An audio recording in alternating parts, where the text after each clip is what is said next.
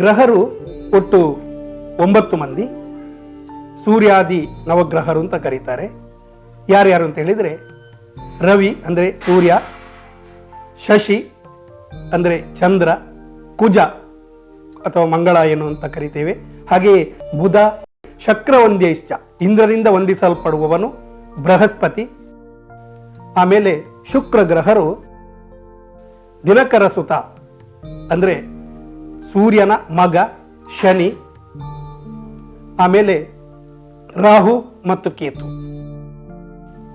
ಇವರ ಜೊತೆಯಲ್ಲಿ 10ನೇ ಗ್ರಹವಾಗಿ ಶನಿಯ ಮಗನಾದ ಮಾಂದಿಯನ್ನು ಕೂಡ ನಾವು ಗಣನೆಗೆ ತೆಗೆದುಕೊಳ್ಳುತ್ತೇವೆ.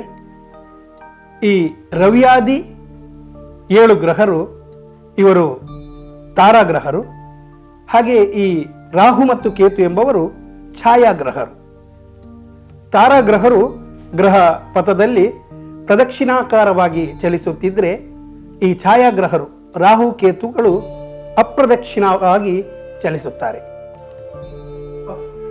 ಈ ರವಿ, ಶಶಿ, ಕುಜ, ಬುಧ, ಗುರು, ಶುಕ್ರ ಗ್ರಹರು ತನ್ನ ಗ್ರಹ ಪಥದಲ್ಲಿ ಪ್ರದಕ್ಷಿಣಾಕಾರವಾಗಿ ಚಲಿಸಿದರೆ, ಈ ರಾಹು ಮತ್ತು ಕೇತು ಗ್ರಹಗಳು ಅಪ್ರದಕ್ಷಿಣಾಕಾರವಾಗಿ ಚಲಿಸುತ್ತವೆ. ಇವುಗಳ ಚಲನೆ ಮುಂದಿನ ಅಭ್ಯಾಸಕ್ಕೆ ಬಹಳ ಮುಖ್ಯ, ಗಮನವಿಟ್ಟುಕೊಳ್ಳಿ. ಈಗ ಕ್ಷಿತಿಜದಲ್ಲಿ ಈ ಗ್ರಹರ ಪಥವನ್ನ ತಿಳಿಯುವುದಕ್ಕಾಗಿ ಕಾಲ್ಪನಿಕವಾದ ಒಂದು ಚಕ್ರವನ್ನ ರಚಿಸಿದ್ದಾರೆ. ಇದನ್ನ ಭಾಚಕ್ರ ಅಥವಾ ರಾಶಿಚಕ್ರ ಅಂತ ಕರೀತಾರೆ. ಇದರ ಒಟ್ಟು ಪರಿಮಾಣವು 360 ಡಿಗ್ರಿ ಆಗಿರ್ತದೆ. ಈ ರಾಶಿಚಕ್ರವನ್ನ 12 ವಿಭಾಗಗಳನ್ನಾಗಿ ಮಾಡಿದಾಗ 30 ಡಿಗ್ರಿ ಪರಿಮಾಣದ ಒಂದು ವಿಭಾಗವನ್ನು ರಾಶಿ ಅಂತ ಕರೀತಾರೆ.